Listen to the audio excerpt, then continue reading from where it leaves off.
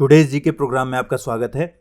सबसे पहले कल के अभ्यास प्रश्न को देखते हैं। कमोडिटी मार्केट्स आउटलुक रिपोर्ट कौन जारी करता है?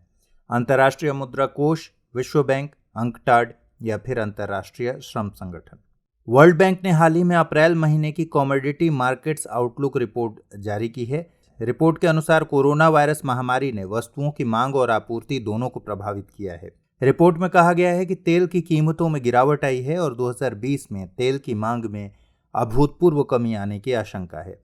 2020 में क्रूड ऑयल लगभग $35 प्रति बैरल होने की संभावना है। देशों द्वारा व्यापार पर प्रतिबंध लगाए जाने के कारण खाद्य सुरक्षा को लेकर चिंताएं बढ़ गई हैं। तो इस तरह इस प्रश्न का सही जवाब है ऑप्शन बी, विश्व बैंक। अब आज के पहले सवाल को देखते हैं। किस संस्था द्वारा कम लागत वाले वेंटिलेटर रूहदार का विकास किया गया है? IIT Delhi, IIT Kanpur, IIT Bombay या फिर IIT Kharagpur? IIT Bombay, NIT Srinagar और Islamic University of Science and Technology IUST और जम्मू और कश्मीर के इंजीनियरिंग छात्रों की एक टीम ने कम लागत वाले मैकेनिकल वेंटिलेटर का विकास किया है। इसका नाम है रूहदार। इस वेंटिलेटर का मूल्य लगभग 10,000 रुपये है।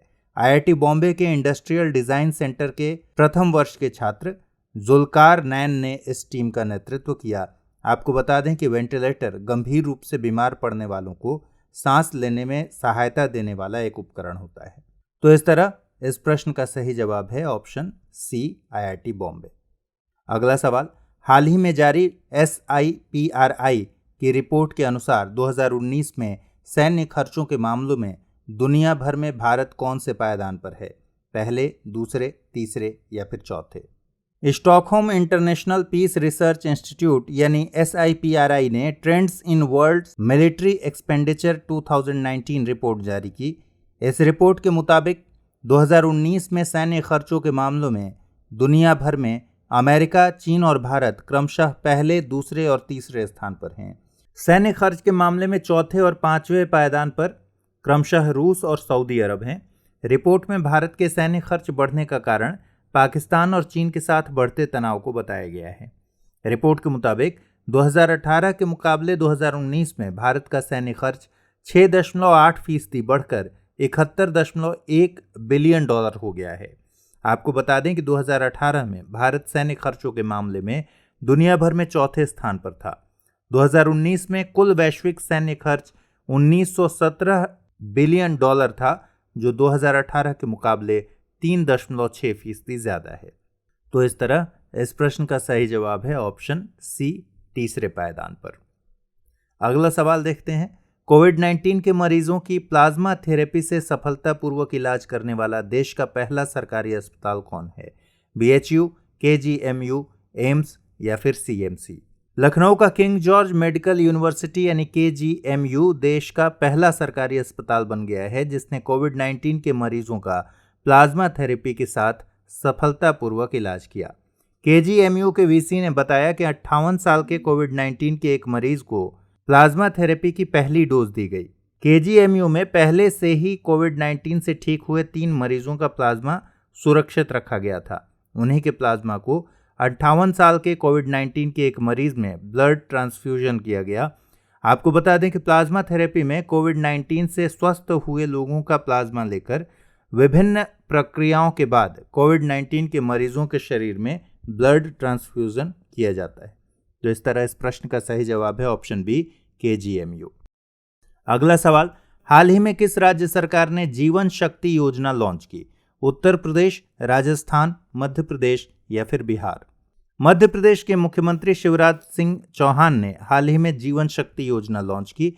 इस योजना के तहत महिलाएं घर में मास्क तैयार करेंगी। सरकार 11 रुपए की दर से मास्क खरीदेगी। आपको बता दें कि सरकार महिलाओं को एक बार में कम से कम 200 मास्क बनाने का ऑर्डर देगी। इस योजना से महिलाओं को घर बैठे ही रोजगार मिलेगा।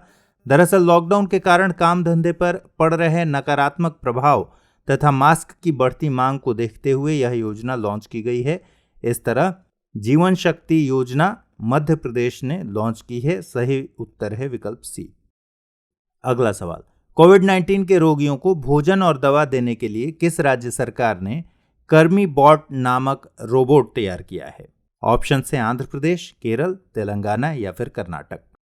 केरल के एर्नाकुलम के सरकारी अस्पताल में कोविड-19 के रोगियों को भोजन और दवा देने के लिए कर्मी बॉट नामक रोबोट तैनात किया गया।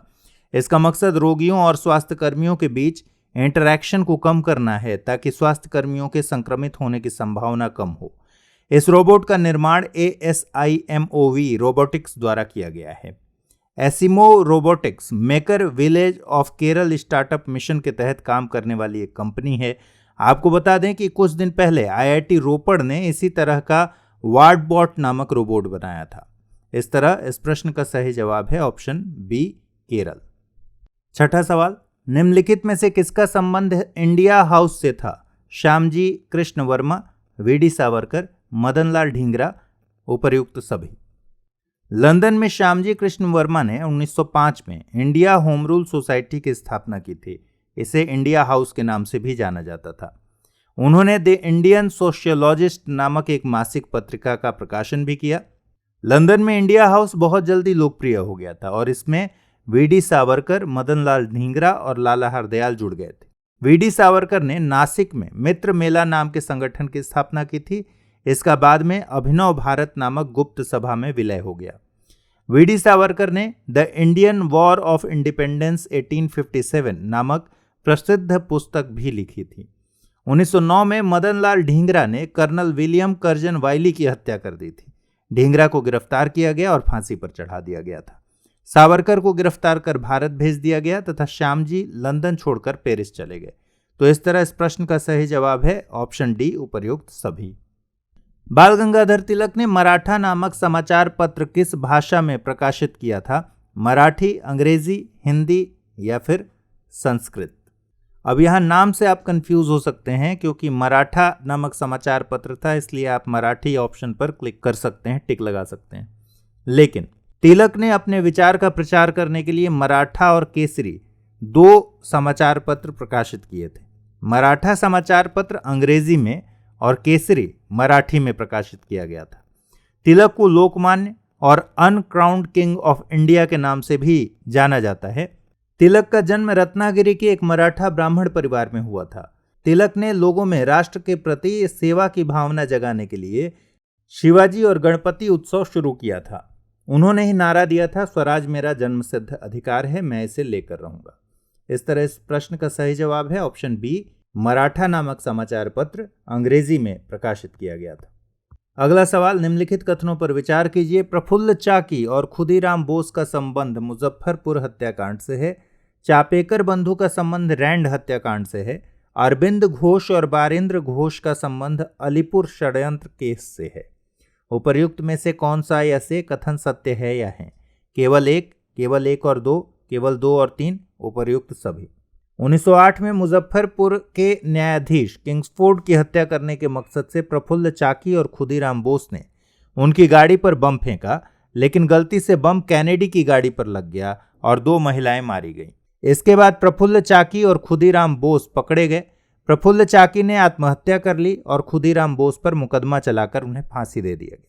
दामोदर और बालकृष्ण चापेकर ने 1897 में पूना में प्लेग समिति के अध्यक्ष रैंड पर हमला किया। बाद में चापेकर बंधु पकड़े गए और उन्हें फांसी की सजा दी गई। सरकार ने मानिक टोला उद्यान और कलकत्ता में अवैध हथियारों की तलाशी के लिए अनेक स्थानों पर छापे मारे और अरविंद घोष और बारेंद्र घोष समेत 34 व्यक्तियों को गिरफ्तार किया। अरविंद घोष और बारेंद्र घोष पर अलीपुर षड्यंत्र कांड का अभियोग चलाया गया। इस तरह इस प्रश्न का सही जवाब है ऑप्शन डी, उपर्युक्त सभी। अगला सवाल, अनुशीलन समिति थी विधवा विवाह को प्रोत्साहित करने वाला संगठन, नारी उत्थान के प्रति समर्पित संगठन, एक क्रांतिकारी संगठन या फिर एक मजदूर संगठन? इसका सही उत्तर है ऑप्शन सी, एक क्रांतिकारी संगठन। पी मित्रा ने बंगाल में अनुशीलन समिति नाम एक गुप्त क्रांतिकारी संगठन की स्थापना की। इस संस्था से बारेंद्र कुमार घोष भी जुड़े थे। बारेंद्र घोष ने भवानी मंदिर का प्रकाशन किया था, जिसमें उन्होंने क्रांतिकारी गतिविधियों के बारे में बताया था। इस समिति के सदस्यों द्वारा प्रकाशित युगांतर और संध्या नामक पत्रिकाओं ने ब्रिटिश सत्ता के खिलाफ विचारों के प्रचार प्रसार में अहम भूमिका निभाई। तो इस तरह इस प्रश्न का सही जवाब है ऑप्शन सी। अगला सवाल, गदर पार्टी की स्थापना किसने की थी? लाला लाजपत राय, लाला हरदयाल, भगत सिंह या फिर वी डी सावरकर? सही उत्तर है ऑप्शन बी, लाला हरदयाल। लाला हरदयाल ने 1913 में संयुक्त राज्य अमेरिका के सैन फ्रांसिस्को में गदर पार्टी की स्थापना की थी। गदर की स्थापना में रामचंद्र और बरकतुल्ला ने हरदयाल का भरपूर सहयोग किया था। गदर पार्टी ने 1857 के विद्रोह की स्मृति में गदर नामक साप्ताहिक पत्रिका का प्रकाशन भी किया था। लाला लाजपत राय को शेरे पंजाब के नाम से जाना जाता है। साइमन कमीशन के विरोध प्रदर्शन के दौरान हुए लाठीचार्ज में उनकी मौत हो गई थी और वी डी सावरकर ने 1857 की क्रांति को भारत का पहला स्वतंत्रता संग्राम कहा था। ये कुछ महत्वपूर्ण तथ्य हैं, लेकिन इस प्रश्न का सही जवाब है ऑप्शन बी, लाला हरदयाल। आइए अब आज के अभ्यास प्रश्न को देखते हैं। हाल ही में किस देश ने कोड़े मारने की सजा खत्म कर दी है? कोड़े मारने की सजा को फ्लॉगिंग बोलते हैं। अफगानिस्तान, सऊदी अरब, थाईलैंड, मलेशिया।